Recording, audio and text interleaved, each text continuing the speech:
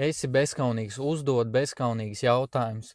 Protams, es nesaku, lai tu ekstrēmi bezkaunīgs esi, bet saprāt robežās uzdod to jautājumu tai meitenei, uzrakstu ēpastu, papras tam cilvēkam, vai viņš tev var palīdzēt, jo tu nekad nevar zināt, ko viņi atbildēs. Bieži vien esam ievērojuši, ka es vai kāds cits vēlās uzdot kaut kādu jautājumu, bet ļoti kautrējās, bail, ko viņi pateiks nē vai jā.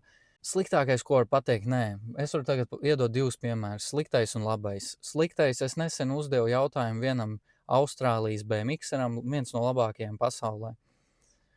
Tas bija tāds ļoti tāds bezkaunīgs jautājums, un, protams, ja viņš būtu piekritis, tas būtu sarežģījums viņam un ļoti labs gandarījums man. Es viņam uzdevu to jautājumu, un viņš man neatbildēja. Pa lielam sliktākais, ko viņš varēja izdarīt, neatbildēja. Bet arī ir tāds labs gadījums pirms 2 gadiem, kad es dabūju tuningu savai mašīnai.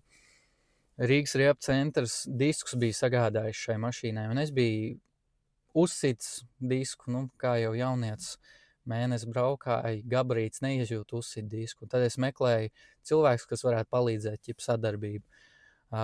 Vairums neatbildēja, pāris uzrakstīja nē, viens teica, ka var, bet man jāmaksā diezgan liels piķis un jāpārkrāso visi 4 diski. Un tad bija Rīgas Riepu centrs, kas bija ļoti pretīm nākoši, ļoti sirsnīgi un palīdzēja sataisīt. Pretī es uztaisīju tādas reklāmas rullīšas. Bet idejiski tu nekad nezini, ko atbildēs, un sliktākais, kas var būt, ir nē. Tāpēc rakstai meitenei uzrakstu ēpastu un dari savu labāko, lai sniegtu vērtību citiem.